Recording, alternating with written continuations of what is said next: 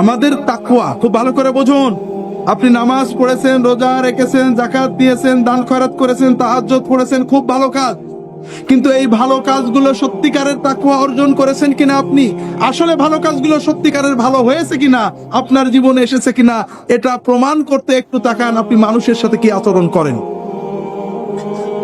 আপনি যদি মানুষের সাথে ভালো আচরণ করেন, মানুষের হকগুলো আদায় করেন, মানুষের কর্তব্য পালন করেন, তাহলে বুঝতে হবে যে না, আসলে আপনার নামাজ, রোজা, হজ, যাকাত, তাহাজ্জুদ আপনার কাজে লেগেছে।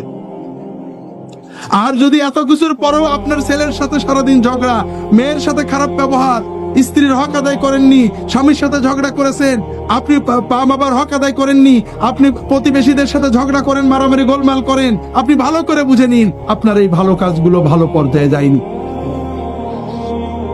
একটা হাদিস এসেছে, রাসূলুল্লাহ সাল্লাল্লাহু আলাইহি ওয়াসাল্লামের কাছে দুইজন মেয়ের কথা বলা হলো।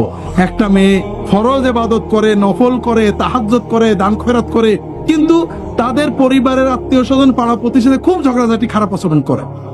নফল ফরজ ইবাদত করে, তাহাজ্জুদ পড়ে, জিকির করে, দান খয়রাত করে, সব করে, কিন্তু মানুষের সাথে ঝগড়াঝাটি করে, খারাপ আচরণ করে।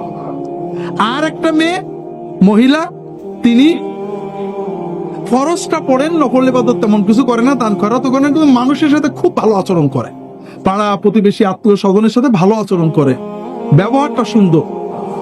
রাসূলুল্লাহ সাল্লাল্লাহু আলাইহি ওয়াসাল্লাম প্রথমের কথা বললেন ও জাহান্নামে যাবে, আর দ্বিতীয় মহিলার কথা বললেন ও জান্নাতে যাবে। সুনানে আবু দাউদ অন্যান্য কিতাবে সহিহ হাদিস। মা ইউদাউ ফি মিজানিল আবদ ইয়াউমুল কিয়ামাহ